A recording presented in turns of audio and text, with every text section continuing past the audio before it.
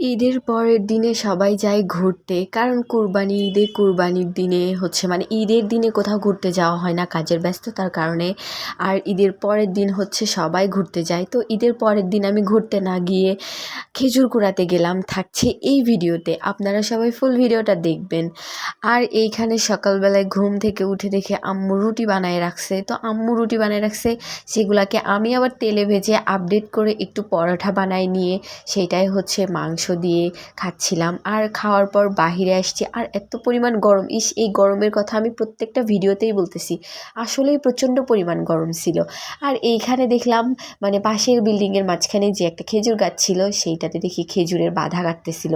আর সেই খেজুরের বাধা কাটতে কাটতে কতগুলো খেজুরের বাধা একদম পড়ে একদম ছিটানো হয়ে গেছে। তো সেগুলাই আঙ্কেলের নাতি সাথে করে নিয়ে এগুলা কুড়াচ্ছিল। তো আমি যখন শুনলাম যে এই পাশে ওনারা খেজুর কাটছে আর সেগুলো পড়ে গেছে, তো ওনারা তুলতেছিল, আমি সেইটা শুনে এখানে চলে আসলাম যে খেজুর কুড়াতে। আর ছোটোবেলার কথা মনে পড়ে গেল। ছোটোবেলায় তো জাম কুড়ানো, তারপরে ঝড় বৃষ্টি হলে আম কুড়ানো, তারপরে এরকম খেজুর আমি সচরাচর কখনো কুড়াইনি, কারণ খেজুরের গাছ আমি পাই নাই ধরতে গেলে।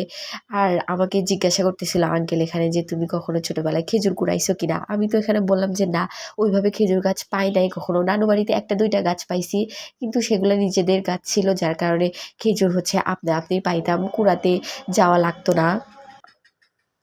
আর এইটাই সেই খেজুরের গাছ, যেই খেজুর থেকে খেজুরের বাধাগুলো কাটা হলো। আর এই খেজুরগুলো নাকি অনেক মিষ্টি, আম্মু বলতেছিল। আর আমি লাস্ট পর্যায়ে এই হাত ভর্তি খেজুরগুলো কুড়ায় নিয়ে বাসার দিকে চলে যাচ্ছিলাম, মানে একটু ভেতর থেকে বাইরে বের হয়ে চলে যাচ্ছিলাম। আর এইখানে বাধাগুলো সামনে নিয়ে এসে রাখছে, আমি আবার এগুলো নিয়ে চলে যাচ্ছিলাম। আর আমি এইখান থেকে যাওয়ার পর আবার রেডি টেডি হয়ে আবার একটু আমার শখের পুরুষের শ্বশুর বাড়িতে বেড়াতে যাব, দাওয়াত খাইতে যাব আর কি। আর যে গরম, আমি তো কোথাও যাওয়ার কল্পনাও করি নাই। গত ঈদে যে গেছি তার যে কী পরিমাণ কষ্ট হয়েছে একমাত্র আমিই ভালো জানি, যার কারণে এই ঈদে কোথাও ঘুরতে যাওয়ার প্ল্যান করি নাই।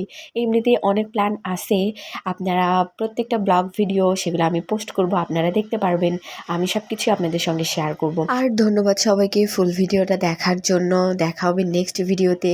Till then tata, bye bye, thanks for watching, আল্লাহ হাফেজ, বাই।